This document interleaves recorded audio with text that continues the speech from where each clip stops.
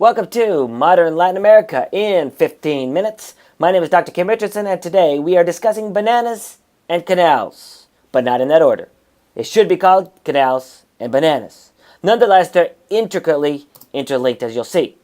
Keep in mind, before we start, as the 20th century dawned, many Latin Americans began to adopt liberal democracy. Liberal democracy is a foreign democracy that enshrines the right of the individual, individualism, which here in the United States especially is important for understanding our form of government, and the rest of the world too. The second thing we need to keep in mind is that Latin America became neocolonial dependencies of, in the 20th century, the United States. This is important. What does that mean? That means that we are willing to use our military force, said William Taft, to protect our twin pursuits of trade and security. These are important. Speaking of trade and security, during the Spanish-American War, which we just finished, we found it very difficult if we have battleships in the Pacific to get them to the Atlantic. Why? Because they have to go all the way down to Tierra del Fuego and back up again. It's a long ways and it takes a long time. Likewise, to go from the Atlantic all the way down to the Pacific up here takes a long time. And that is important because, after all, in the Pacific we have the Philippines, in the Atlantic we have Puerto Rico and Cuba. So what are we going to do? What if we could build a canal? This had been a concern, a dream of people for generations, centuries. Christopher Columbus wanted to go west, go to the east by sailing west. Lewis and Clark thought they could find the Northwest Passage. Neither one of them proved a reality, and so we decided we're going to have to build our own. In the 1840s, we discussed building a canal in Nicaragua, but we signed a Clayton-Bulwer Treaty with Great Britain saying that neither one of us is going to try to dominate Nicaragua. We're going to later repudiate this, though, and we're going to seek to build a canal in Nicaragua itself. The president during the Spanish-American War was Jose Santos Zelaya. It was under his administration that we had discussed with him the building of the canal through Nicaragua. This proposed route, as you see here, from the east to the west, or I guess you could say from the west to the east. But at the same time, another company, the Lesseps Company, was seeking to build a canal. This company here had become world famous because they built the Suez Canal, linking the Mediterranean with the Red Sea. This canal was relatively easy to build for the Lesseps Company because it's desert there. All you have to do is dig a trench from one to the other. Well, when he came and began building a canal in Panama, it was much more difficult for two reasons. Number one, during the rainy season, every place that he had dug got filled in with sediment. The rains came and everything fell down and refilled the trench. The second thing is there was a lot of stagnant water. Stagnant water breeds disease. Disease means the workers either can't work properly and efficiently or, alas, they die of these diseases. So, in short, the Lesseps Company is going to go bankrupt. When they went bankrupt, this, thanks to much lobbying, seemed to be an opportunity for the United States entrepreneurs to build a canal in Panama itself. Here's the problem. It belonged to Colombia. So we go to Colombia, the government in Colombia, and said, Colombia, we would like to build a canal in your province of Panama. And Colombia said, okay, but this is the amount of money you're going to have to give us. And we said, that's too much money. Well, take it or leave it. Well, we're not going to take it, and we're not going to leave it.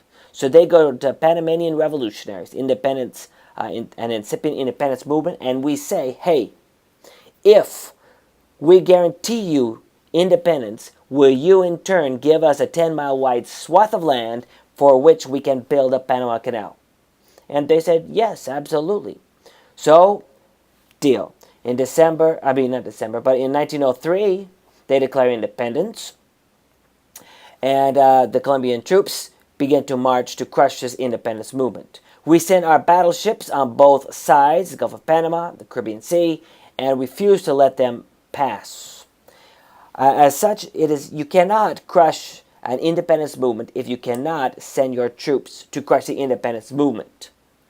So as a result, Colombia was forced to grant the independence of Panama.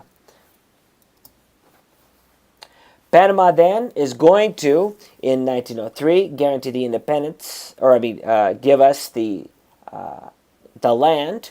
We signed the Hays, thanks to Secretary of State Hays-Bunau-Varilla Treaty, thanks to Bunau-Varilla, this gentleman right here, with Panama.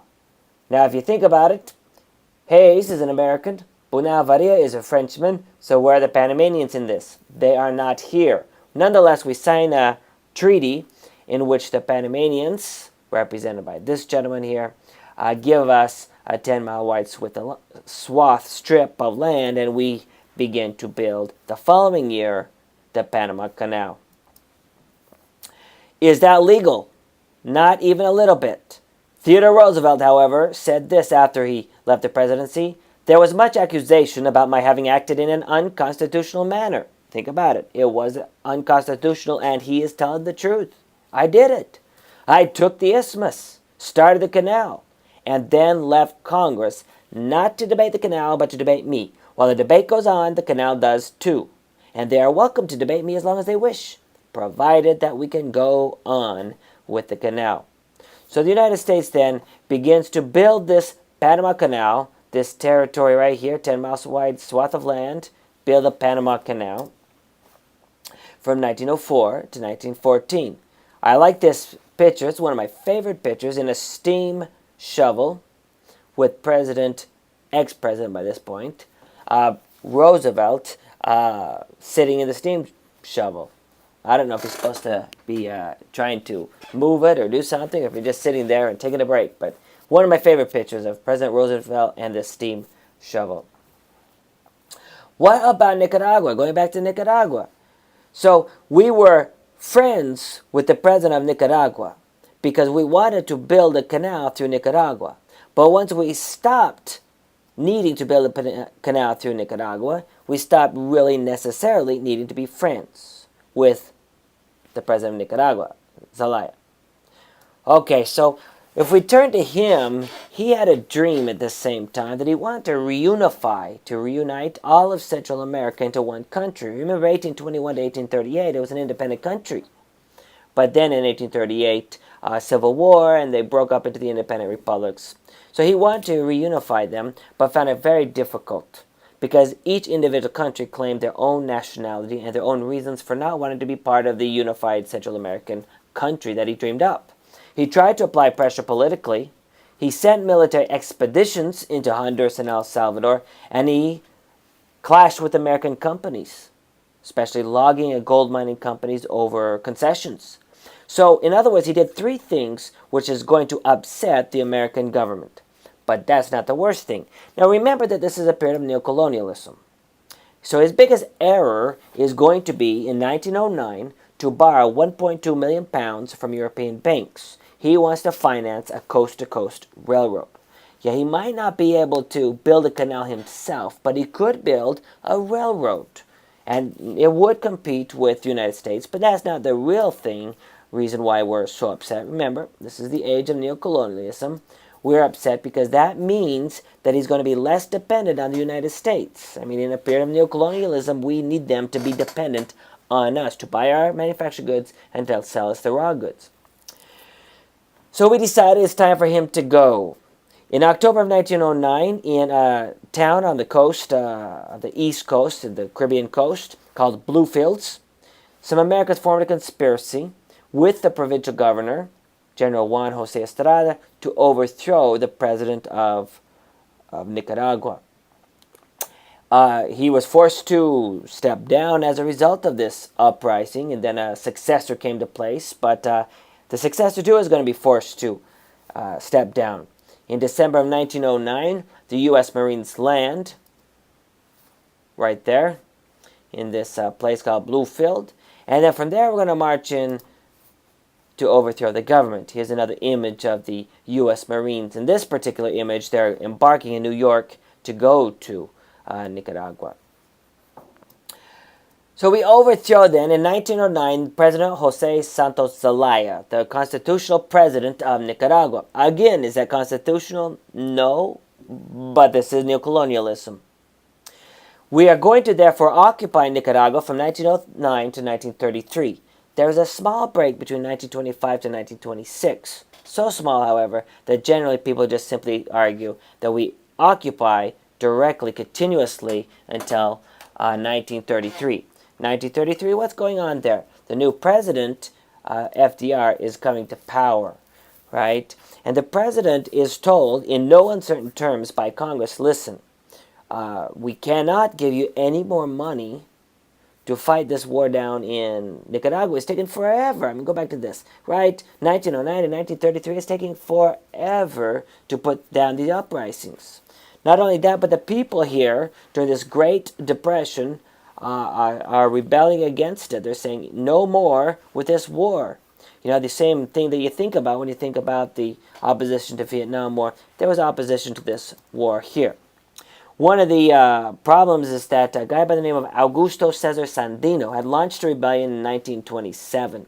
His name is going to live on for the rest of the 20th century, but he's going to not live on, but his name is. So he launches a rebellion. What's he rebelling against? He is rebelling against the United States occupation of Nicaragua.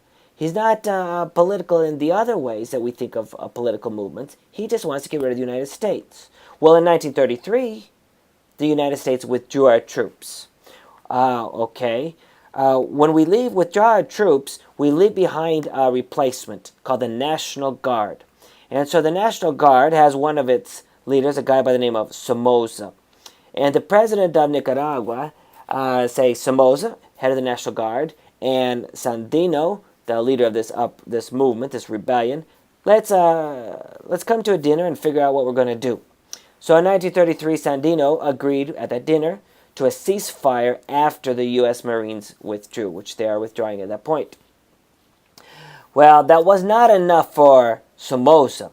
Anastasio Somoza instead decided it was a good idea to assassinate his only possible rival, Sandino, and even though he had presidents ruling for the next 2 years, really he was in charge. And after 2 years of being the puppet master, he decided to become the dictator himself. So in 1936, he established a dynastic rule, him and his 2 sons, that are going to rule until 1979. And they're going to take advantage in every negative way of that term of Nicaragua. So far what we have here is the fact that Nicaragua and Panama, and by proxy, of course, Colombia, are going to be caught up in that whole tide of neocolonial spread, neocolonial imperial control. So what I'm trying to get at super quickly is that on the eve of the Spanish-American War, we're investing $320 million in Latin America. On the eve of the Great Depression, we'd increase that to $3.5 billion in Latin America, which is 40% of all overseas investments. So Latin America, we are investing a great deal of money into Latin America. Many of those are mineral resources. In Nicaragua, logging and gold mining are 2 very important resources. But it's also things such as coffee and bananas. So many bananas are now being exported from Guatemala, from El Salvador, Nicaragua, that these countries now become known as the banana republics. We unfortunately didn't have time to talk about the banana exports, so we'll talk about that in another lecture. But keep in mind that all of this is the neocolonial power of the United States trying to keep control of our neocolonial dependencies.